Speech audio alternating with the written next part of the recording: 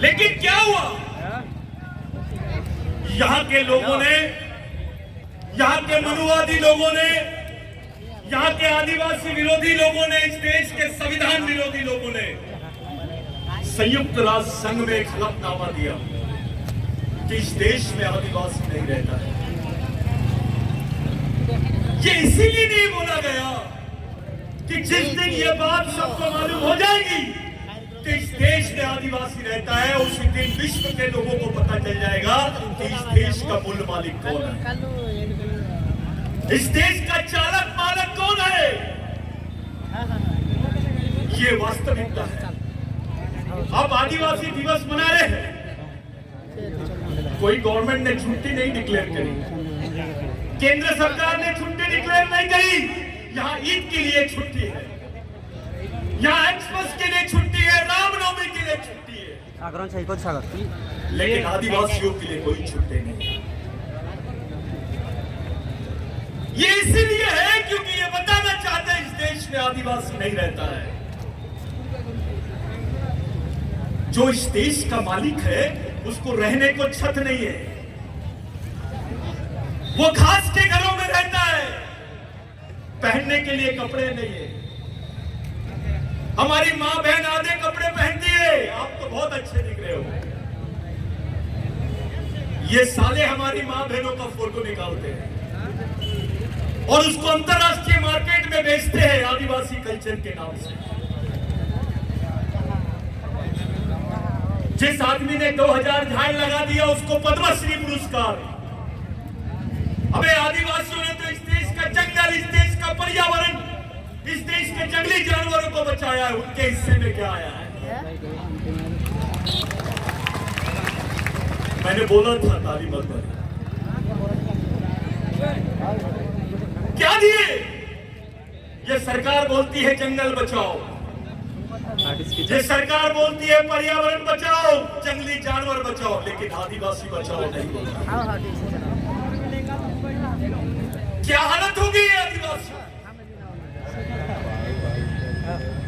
उनको खाने को नहीं है तो अपना खून बेचते हैं आदिवासी,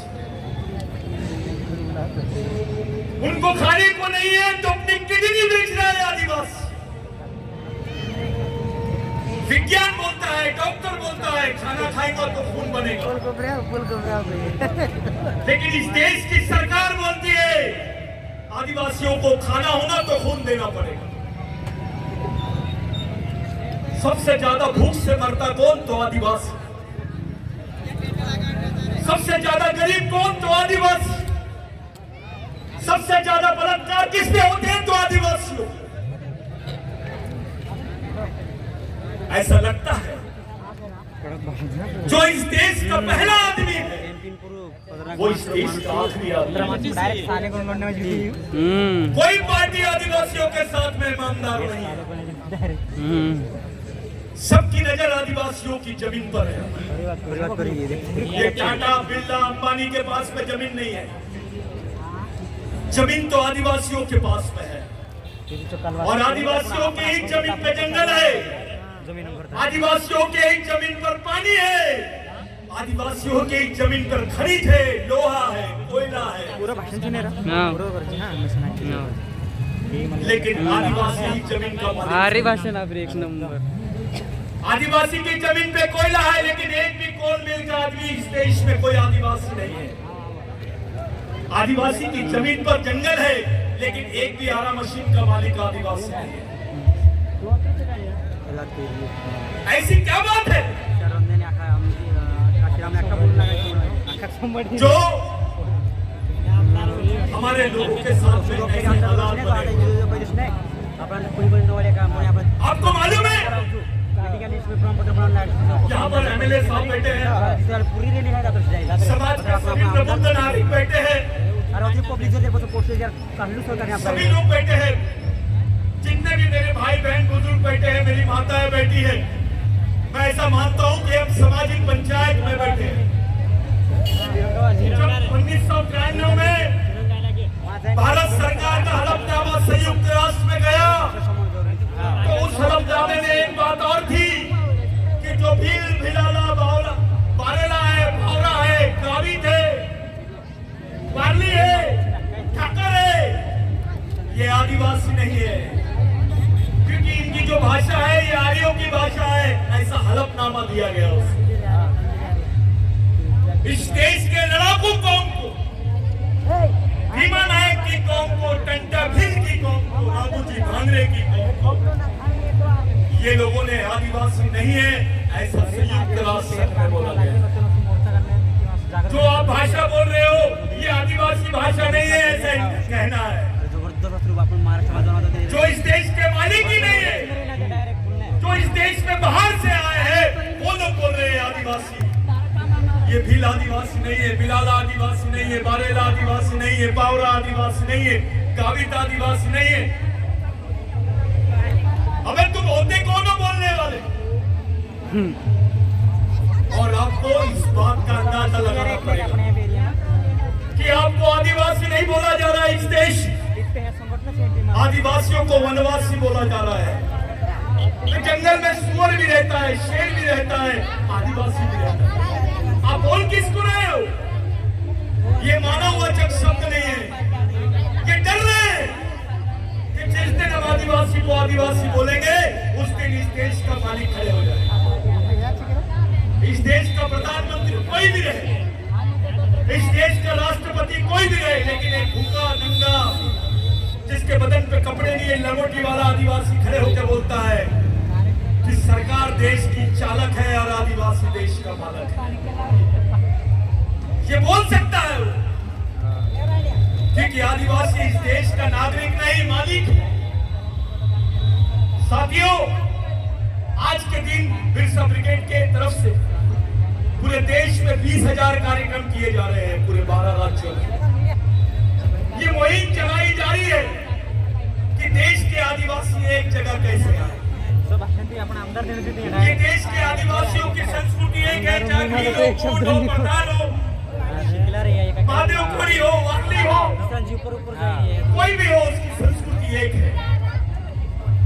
अगर आपकी संस्कृति एक है, आपका खून एक है, तो समाज भी एक होना चाहिए।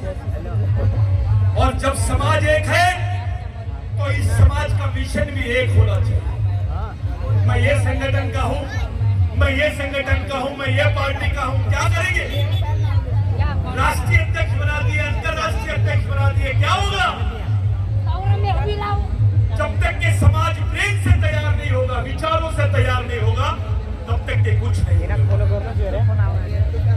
अरे जिसको आदिवासी जिला बोलते हैं ना, वो आदिवासियों का कब्रिस्तान भी नहीं है। जिसको शमशान भूमि बोलते हैं, आदिवासियों को जीने के लिए जगह तो दूर हो गई, मरने के लिए भी जगह नहीं है। आज आप ये मैदान में कार्यक्रम कर रहे हैं। अगर आज तुम्हारा हॉल होता, तुम्हारा सामाजिक भवन होता, तो आप लोग वहां पे काम करते, आपके बच्चों को ट्रेनिंग देते, आपके बच्चों को सामाजिक एजुकेशन देते, आपके बच्चों को बच्चियों को ट्रेन करते, क्योंकि आने वाला समय बहुत खराब है। आरक्षण नहीं है, खत्म हो गया है आरक्षण। आपकी जमीन पर नजर है सरकार की, आपको पूछेंगे भी नहीं और आपकी जमीन ले लेंगे। मैं ये सब आपको इसलिए बोल रहा हूँ भाइयों, कि जिनकी फोटो लगी है ना, ओबीसी वाला जिनका नाम टंटा भील है, जिनका नाम बिरसा मुंडा है, आप अपने 150 साल के पहले के इतिहास को देख लो। आपकी जमीन तो छीन लिए थे। ये टंटा भील का आंदोलन है, ये राघोजी भांगरे का आंदोलन है, भीमा नायक का आंदोलन है कि आपकी जमीन आपको वापस मिली। हजारों लोग मारे गए और आपको जमीन आपके हिस्से में आई। कोई भगवान ने लाके नहीं दिया, किसी भगवान ने आदिवासियों को जमीन नहीं दिया। ये जमीन आदिवासी शहीदों के भरोसे आपको मिली है, इसलिए आपके पास 2 एकड़, 4 एकड़, 5 एकड़ जमीन है। जो खाते हो, बोते हो, उसके भरोसे अपनी रोजी रोटी और कपड़े का जुगाड़ करते हो। इस देश में हमको पूछा जाता है बिरसा मुंडा कौन है? टंटावीर कौन है? कोई उच्च वर्गीय नेता होता है तो उसको राष्ट्रीय नेता बोलते हैं, और आदिवासी का नेता रहता है तो केवल आदिवासी का नेता। मैं कुछ बात आपको बताना चाहता हूं। जिनको आप बिरसा मुंडा बोलते हैं उनके बारे में 3 बातें बताना चाहता हूं। गांधी जी टाई और कोट पहनते थे। कांग्रेस का पहला अधिवेशन हुआ रामगढ़ में, तब गांधी जी एडवोकेट थे। वो रामगढ़ के अधिवेशन में गए जहां पे बिरसा मुंडा का एरिया था। तब बिरसा मुंडा शहीद हो गए थे। ऐसा मंडप लगा था, बोर्ड लगा हुआ था, और बोर्ड पे लिखा था क्रांति सूर्य महामानव धरती आबा भगवान बिरसा मुंडा। गांधी जी ने पूछा ये कौन है, तो लोगों ने बताया ये हमारा भगवान है। तो आप इसको भगवान क्यों मानते हैं? तो गांधी जी को बताया उन्होंने कि यही आदमी है जिसने बताया कि जल जमीन जंगल पे हमारे अधिकार होना चाहिए, हमारे गांव में हमारा राज होना चाहिए। जिसको अभी आप ग्राम सभा देखते हैं,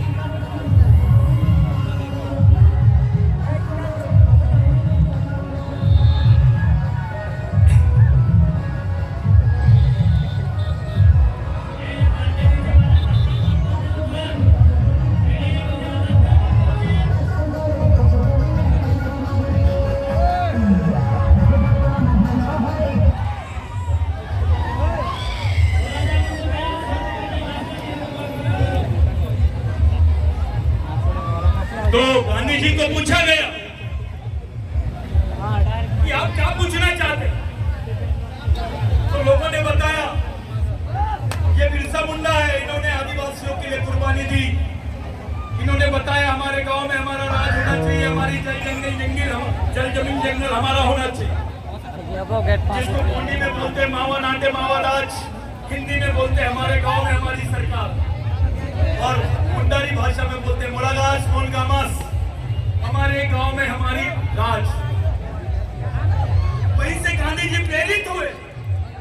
उन्होंने बोला इस आंदोलन की, तो गांधी जी ने टाई और कोट उतार दिया, लंगोटी पहन लिए, और पूरे देश में भारत छोड़ो आंदोलन चला।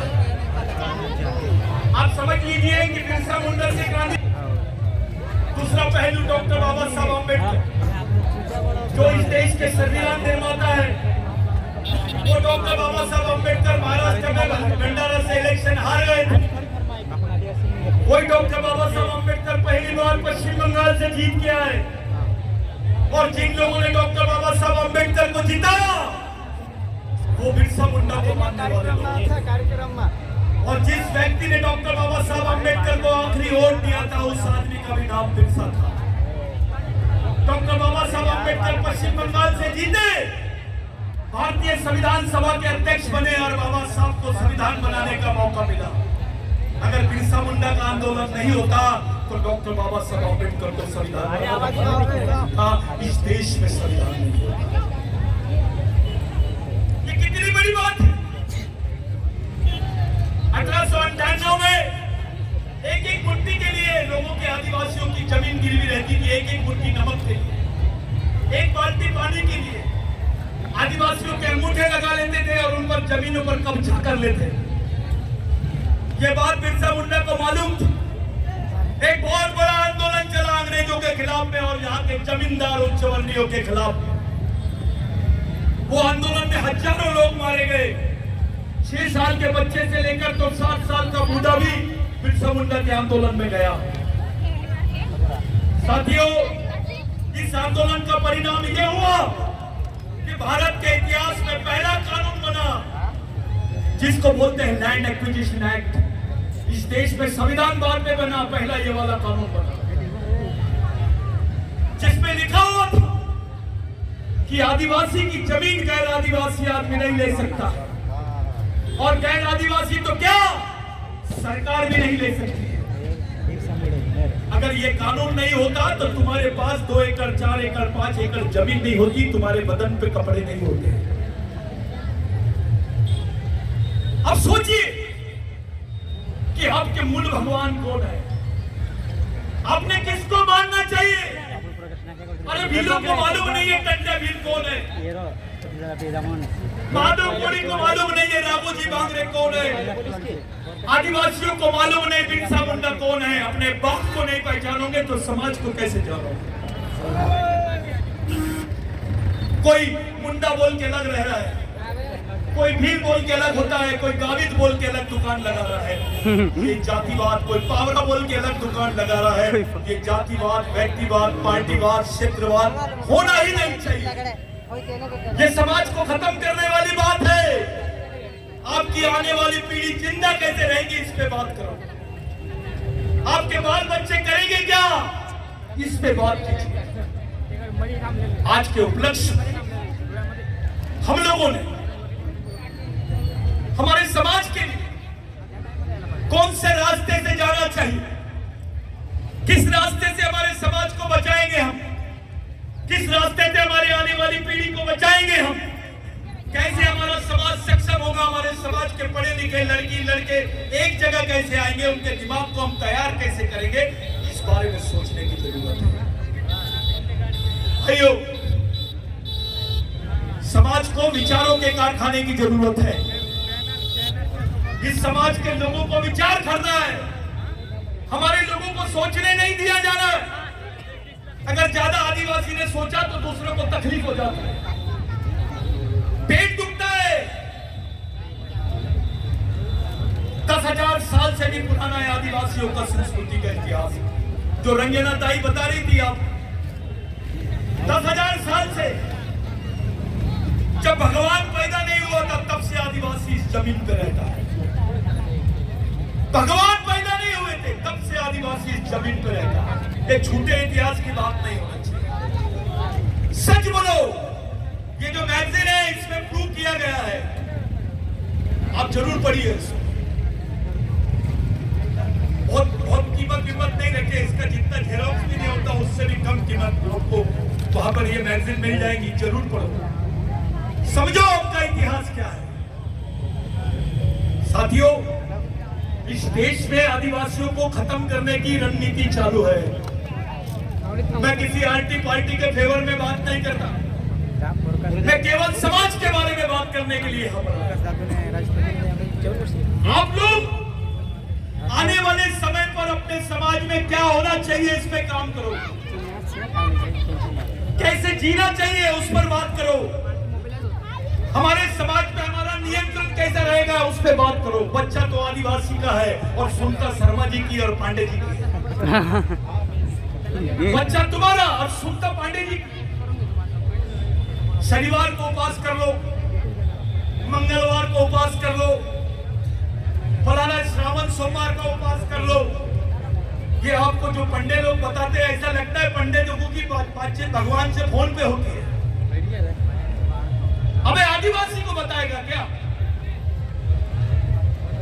रामदेव बाबा को बोलो थोड़ा 6 फीट का गड्ढा खोद के बता दे, जो आदिवासी महिला खोदती है, इधर की कमर उधर हो जाएगी।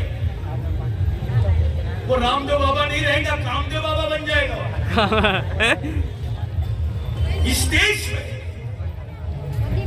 आदिवासी महिला दिन भर बच्चे को पीठ पर बांध के गड्ढा खोदती है, तब जाके रोटी मिलती है। जो मेहनत नहीं करते उनके पैर पड़ते हैं आप लोग, लेकिन जो आपका भाई है, जो आपका खून है, उसके साथ आप नमस्ते भी नहीं करते, उसको जय आदिवासी भी नहीं बोलते।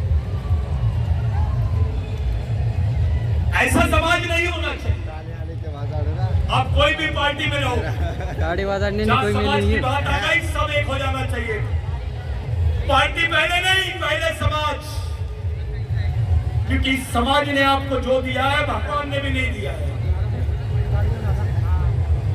आज के दिन संयुक्त राष्ट्र संघ यानी पूरे विश्व के देशों से मिलकर उनका संयुक्त राष्ट्र बना और उसका एक संविधान बना। जैसे भारत के संविधान में आपके लिए प्रावधान है, वैसे संयुक्त राष्ट्र संघ में भी आदिवासियों की पहचान होनी चाहिए। वही पहचान भारत के आदिवासियों को संयुक्त राष्ट्र संघ में मिलना चाहिए। इसलिए लड़ना पड़ेगा, इसीलिए मरना भी पड़ेगा। अगर आपकी पीढ़ी को बचाना है तो, नहीं बचाना है तो खत्म। पहले मूल निवासी बोलते थे आदिवासी, फिर आदिवासी बोले, अब वनवासी बोल रहे हैं। 10 साल बाद में स्वर्गवासी बोले। खत्म हो जाएगा समाज। हमारी माँ बहन रास्ते पे जाती है तो दूसरे लोग बोलते हैं अबे ये आदिवासी महिला जा रही है, इसके साथ कुछ भी कर दो, क्योंकि इसके समाज के लोग कानून। ये समाज संगठित नहीं है, ये समाज अपने समाज के लिए समर्पित नहीं है। इनके साथ कुछ भी कर लो तो हमारी माँ और बहनों को लोग ऊंची नजर से नहीं, नीची नजर से मैंने बोला ये क्या है, थोड़ा सोचिए। कुछ लोगों ने, मैं ज्यादा कमेंट्स नहीं करना चाहता लेकिन कुछ बोलना चाहता हूँ। आपकी इजाजत है ना? 5 मिनट और बोलूं? बोल सकता हूँ। ये जो एकलव्य का पुतला मैं यहाँ पर देखा, ये हमारा खून है, लेकिन उसके साथ जो धोखा हुआ है, उसने इतिहास में हमारे साथ जो हुआ है उसका एविडेंस है, वो आखिरी सबूत है कि हमारे आदमी भोले भाले रहते हैं, वीर रहते हैं, लेकिन भोले भाले थे। उसका अंगूठा काट लिया, यहाँ के ब्राह्मणों ने उसका अंगूठा काट लिया। मेरी नजर में जो बिरसा ब्रिगेड का मिशन पूरे देश में चल रहा है, ये अंगूठे कटवाने वाला नहीं, जिसने अंगूठा मांगा उसका हाथ काटने वाला आंदोलन खड़ा करने की बात करना है। एक लोग हाथ काटेगा, अंगूठा नहीं कटवाएगा। अपने वाली पे रहो और अपने आप को अकेला मत समझो, पूरे देश के आदिवासी आपके साथ में है। एक मरेगा तो 100 पैदा होना चाहिए, ऐसा आंदोलन खड़ा करना। एक बच्चा खड़ा होना चाहिए, क्योंकि अपना नारा है बच्चे बच्चे को सिखाना है, आदिवासी को बचाना।